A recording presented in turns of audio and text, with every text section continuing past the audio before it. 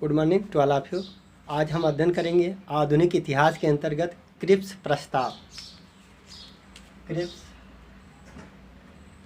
प्रस्ताव अमेरिका, चीन और ऑस्ट्रेलिया तीनों महाशक्तियों के दबाव में ऑस्ट्रेलिया, अमेरिका और चीन तीनों महाशक्तियों के दबाव में ब्रिटिश प्रधानमंत्री विंस्टन चर्चिल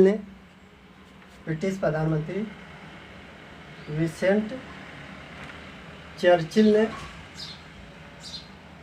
एक दलीय क्रिप्स प्रस्ताव का गठन किया और इस प्रस्ताव को लेकर के स्टैफोर्ड क्रिप्स भारत आए। स्टैफोर्ड क्रिप्स भारत आए। कब आए थे? 23 मार्च 1942 को भारत आए थे। 23 मार्च 1942 को स्टैफोर्ड क्रिप्स, ठीक है। इन्होंने मुलाकात जवाहरलाल नेहरू और अबुल कलाम आज़ाद से मुलाकात की और बातचीत के दौरान यह कहा कि द्वितीय विश्व युद्ध के पश्चात हम भारत को एक गणराज्य और संविधान सभा का चुनाव करके संविधान निर्माण हेतु एक निर्मात्री सभा का गठन करेंगे। और इन्होंने मुलाकात किससे किया था वो लिख लेते हैं। पूछा जाता है किससे मुलाकात की। पंडित जवाहरलाल नेहरू और अबुल कलाम आज़ाद। पंडित जवाहरलाल नेहरू और अबुल कलाम आज़ाद से मुलाकात की। अबुल कलाम आज़ाद से मुलाकात की और बातचीत के दौरान इन्होंने कहा था कि भारत को एक गणराज्य और संविधान निर्माण हेतु संविधान सभा का चुनाव करके संविधान निर्माण हेतु निर्मात्री सभा का गठन किया जाएगा और जो पार्टी बहुमत प्राप्त करेगी उसको हम भारत की सत्ता सौंप देंगे, ठीक है। इस क्रिप्स प्रस्ताव को महात्मा गांधी ने इसे दिनांकित चेक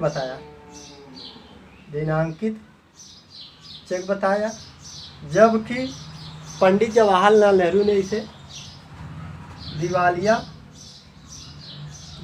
चेक की संज्ञा दी। जबकि पंडित जवाहरलाल नेहरू ने इसे दिवालिया चेक की संज्ञा दी, ठीक। पूछा जाता है महात्मा गांधी ने क्रिप्स प्रस्ताव को क्या बोला था, तो उसको दिनांकित चेक बोला था। पंडित जवाहरलाल नेहरू ने क्रिप्स प्रस्ताव को क्या बोला था? पंडित जवाहरलाल नेहरू ने क्रिप्स प्रस्ताव को दिवालिया चेक की संज्ञा दी। और इस प्रस्ताव के विरोध में, क्रिप्स प्रस्ताव के विरोध में महात्मा गांधी ने भारत छोड़ो आंदोलन शुरू किया। भारत छोड़ो आंदोलन शुरू किया, ठीक है। ये पूछा जाता है क्रिप्स प्रस्ताव किसने भेजा था, तो ब्रिटिश प्रधानमंत्री विंस्टन चर्चिल ने भेजा था। किन महाशक्तियों के दबाव में भेजा था? अमेरिका, ऑस्ट्रेलिया और चीन के दबाव में भेजा था। कब मतलब प्रस्ताव क्या था इनका? द्वितीय विश्व युद्ध के पश्चात भारत को एक गणराज्य और संविधान सभा का चुनाव करके संविधान निर्माण हेतु एक निर्मात्री सभा का गठन किया जाएगा।